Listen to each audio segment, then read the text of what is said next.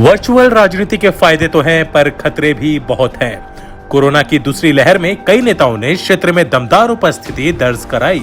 नमस्कार, आजाद सिपाही के खबर विशेष में आपका स्वागत है। मैं हूं राहुल सिंह। कोरोना संक्रमण काल ने राजनीति को एक्चुअल से वर्चुअल का चोला ओढ़ने पर मजबूर किया है। बढ़ते संक्रमण के साथ ही सियासी गतिविधियों ने डिजिटल ट्रैक तो पकड़ा ही है, डिजिटल प्लेटफॉर्म पर राजनीतिक दलों की सक्रियता भी अचानक बढ़ गई। वर्चुअल संवाद और रैलियों का दौर तेज हो चला।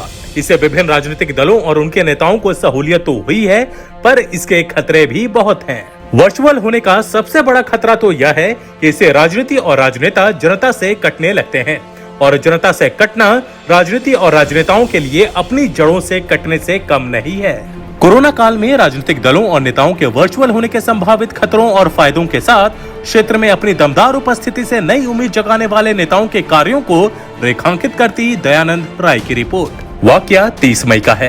केंद्र की नरेंद्र मोदी सरकार के 7 साल पूरे होने पर जब प्रदेश भाजपा के नेता सेवा कार्यों में जुटे हुए थे, भाजपा विधायक दल के नेता बाबूलाल मरांडी ने अपने विधानसभा क्षेत्र राजधनवार में सेवा दिवस के अवसर पर आयोजित कार्यक्रम को ऑनलाइन संबोधित किया। इसके तीसरे दिन झामुमो के केंद्रीय कार्यालय में आयोजित प्रेस वार्ता में झामुमो महासचिव सुप्रियो भट्टाचार्य ने उन पर निशाना साधते हुए कहा कि बाबूलाल मरांडी 2019 में राजधनवार सीट से चुनाव जीतने के बाद कभी क्षेत्र में गए ही नहीं।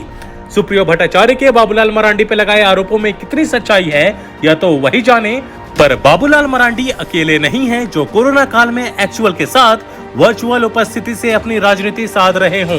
भाजपा के और भी कई नेता वर्चुअल प्रेस कॉन्फ्रेंस के साथ वर्चुअल कार्यक्रमों को कोरोना काल में अपने लिए मुफीद मानते रहे, और भाजपा ही क्यों, सत्ताधारी गठबंधन के घटक झामुमो और कांग्रेस भी इसके अपवाद नहीं हैं।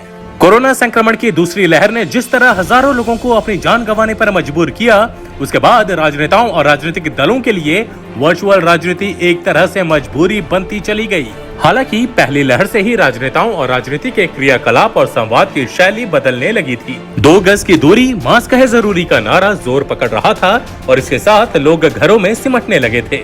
उनकी उपस्थिति सोशल मीडिया प्लेटफॉर्म पर थी, और उनसे कनेक्ट होने के लिए राजनेता और राजनीति भी डिजिटल ट्रैक पर सवार हो गए। अपनत्व का रिश्ता खत्म होने लगा। राजनीति के वर्चुअल होने से नेताओं और जनता के बीच 1-to-1 संवाद की गुंजाइश कम हो गई। जनप्रतिनिधियों के क्षेत्र में उपस्थित होने पर जनता और कार्यकर्ताओं के साथ अपनत्व का जो रिश्ता कायम होता था, वह कहीं टूटने लगा। वीडियो जारी कर नेताजी ने अपनी बात तो कह दी, पर जनता उन तक अपनी बात कैसे पहुंचाएगी, कार्यकर्ताओं की समस्याओं का निदान कैसे होगा। वे लोग जो सुदूर ग्रामीण क्षेत्र में रहते हैं और जनप्रतिनिधियों से अपनी समस्या के समाधान की उम्मीद लगाए हैं, उनकी आवाज इस वर्चुअल राजनीति में दबने लगी। डिजिटल मीडियम की यह अपनी सीमाएं हैं। इंटरनेट और कंप्यूटर की पहुंच अभी भी समाज के हर व्यक्ति तक नहीं है। ऐसे में समाज के हाशिए पर खड़े लोगों की परेशानी बढ़ी है। ऐसा नहीं है कि वर्चुअल राजनीति से सिर्फ नुकसान ही हुआ। वर्चुअल रैलियों और कार्यक्रमों ने राजनीति को अभिव्यक्ति का एक नया विकल्प दिया। बिना पत्रकारों की भीड़ के प्रेस वार्ताएं होने लगी। मंच की जगह पर्दे पर राजनीति की ऑन स्क्रीन उपस्थिति रैलियों को संबोधित करने के लिए पर्याप्त हो गई। इसका सबसे बड़ा फायदा तो यह हुआ कि कोरोना संक्रमण के फैलने की इसमें कोई गुंजाइश ही नहीं थी। वक्ता ऑनलाइन था तो श्रोता भी ऑनलाइन होने लगे। पर इसी वर्चुअल राजनीति के दौर में कुछ नेताओं ने अपनी कार्यशैली से अलग छाप छोड़ी। कोरोना संक्रमण के खतरे के बीच भाजपा सांसद संजय सेठ ने जिस तरह से जनता और क्षेत्र में उपस्थिति कायम रखी, रांची लोकसभा क्षेत्र के सभी 6 विधानसभा क्षेत्रों में उन्होंने जिस तरह से उपस्थिति दर्ज कराई, वह काबिले तारीफ है। रांची शहरी क्षेत्र की जनता के लिए उन्होंने हजारों नमो आहार के पैकेट तो उपलब्ध कराए ही, गाँव और देहात में स्वास्थ्य केंद्रों की स्थिति क्या है, यह भी उन्होंने क्षेत्रवार दौरा करके देखा। यही नहीं, ग्रामीण क्षेत्रों में भी न सिर्फ उन्होंने जनता में राशन बांटा, बल्कि उन्हें मेडिकल किट भी उपलब्ध कराया। हटिया के रेलवे अस्पताल की सूध ली तो सिल्ली के स्वास्थ्य केंद्र का भी जायजा लिया। हालांकि भाजपा के दूसरे राज्यसभा सांसदों में इस किस्म की सक्रियता दिखाई नहीं दी। गोड्डा सांसद डॉक्टर निशिकांत दुबे भी कोरोना संक्रमण काल में सक्रिय दिखे। क्षेत्र के जरूरतमंद लोगों के लिए भोजन के इंतजाम से लेकर उन्होंने दवाई की व्यवस्था कराने में कोई कसर नहीं छोड़ी। अस्पतालों में ऑक्सीजन सिलेंडर से लेकर कार्यकर्ताओं की जरूरतों को पूरा करने की दिशा में वे लगातार प्रयासरत रहे। जामताड़ा विधायक डॉक्टर इरफान अंसारी ने तो कोरोना संक्रमण काल में अपने डॉक्टर होने का फर्ज पूरी तरह निभा दिया।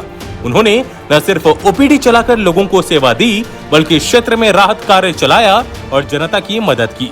स्वास्थ्य मंत्री बन्ना गुप्ता तो कोरोना के खतरे के बीच न सिर्फ डटकर काम करते रहे, बल्कि अस्पतालों में जनता को बेहतर सुविधा मिले, इसके लिए भी सतत प्रयत्नशील रहे। जमशेदपुर पूर्वी विधायक सरू राय ने कोरोना की दूसरी लहर में न सिर्फ कोरोना को मात दी, बल्कि क्षेत्र के जरूरतमंदों को भोजन का पैकेट उपलब्ध कराने में कोई कसर नहीं छोड़ी।